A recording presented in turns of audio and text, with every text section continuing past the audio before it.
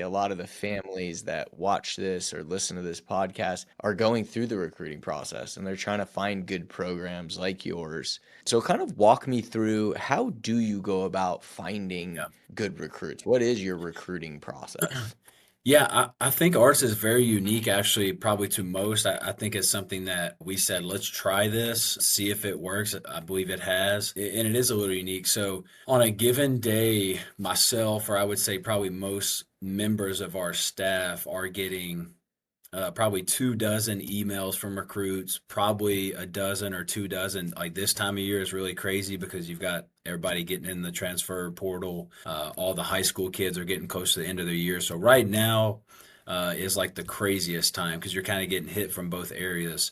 And obviously we recruit both of those areas, but Yeah. we try to eliminate what I call random recruiting. So that means random recruiting is I get a random email or a random DM on Twitter from a player that says, "Hey, coach, I'm such and such, whatever, quarterback this class from this state."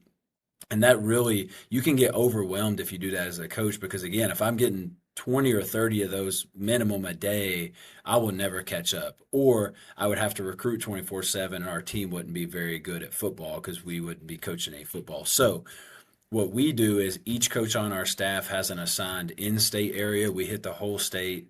We have an assigned out-of-state area, which is within 4 to 5 hour radius of our campus because we feel like that 4 to 5 hour range is kind of where the families can still get to games. The players can still go home on bye weeks, things like that. And then we do, each coach also has a third area, which is kind of like our defensive line coach is from Fort Lauderdale, Florida. So he's got a few connections in the Miami area. He may use those. Um, actually, my third area is kind of more just the transfer portal itself. Our defensive coordinators was coaching in Texas before he got here, so he does Texas. So we've all got assigned areas, and what we do that I think separates us from a lot of programs is if I have these 20 schools in the state of Kentucky, I go to the huddle of every single one of those 20 schools in the spring before their senior year. So they have a junior highlight tape.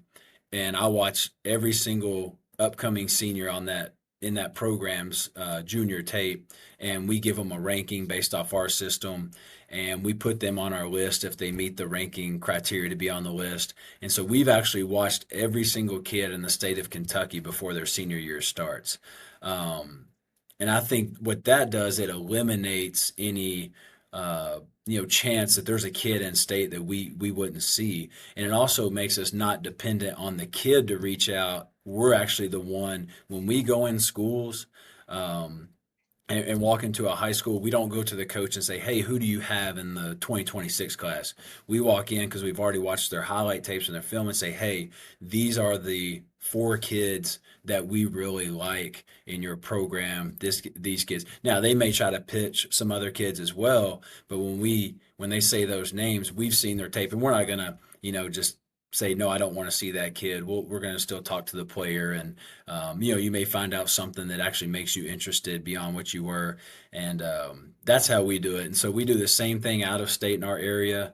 Like I do Georgia 7A schools, basically Atlanta and North. So that's about 20-25 schools for me in that area. How, We how many kids? That's like 50 highlight tapes per school, something like that. How Yeah, do so you? so certain schools, you're right. You're going to have 20 or 30 kids to watch in a given school. Certain schools, you may have 10 or 15. So it takes a ton of time over the spring and summer. But what it does is all that time on the front end saves you so much time on the back end because you're not having to, get this DM from a kid or an email from a coach or something, or somebody calls you and says, because everybody's got kids, right, that they want you to recruit and say, "Hey, I've got this player at, such and such high school in Kentucky." Uh, all we do is say, "Yeah, we know," or we usually just say, "Yeah, we'll check them out." But I just go to that coach in that area and say, "Hey, or actually, we organize all this through Google Sheets. And so every coach, we just have a folder for recruiting 2026 this year. I can go to every key coach's sheet right now, and if somebody says, "Do you know about this kid from this area?" I know the coach that recruits that area. I go to his sheet and say, Yeah, he's right here. We've got him ranked as a stud. We love him. Or he's not on the sheet, and then I'll just go to the coach and say, "Have you heard of this kid?" And he'll you maybe say no, which means he's probably watched him and he didn't meet the criteria. Or say, "Oh yeah, that was a kid at this school, but he's really not on our board or anything right now." So we do a ton of work up front to try to save a ton of work in the back end. And the big thing for us is we just don't want anybody to fall through the cracks. That I tell our coaches, like, the worst case scenario is some really really good player and student athlete that meets all, checks all the boxes, ends up at a school we play and we've never heard about them. Especially if it's Yeah, one of that's not those good. areas that all the schools in our conference are recruiting, which we're recruiting a lot of the same kids, obviously. Yeah. That's interesting. I've never heard that Yeah. in all my that's really smart. So, thank you for listening to this episode of the Football Scholarship Podcast. If you enjoyed the show, make sure to subscribe and leave us a review. And for more free resources, or if you're interested in working with us, visit gonextplay.com. Until next time.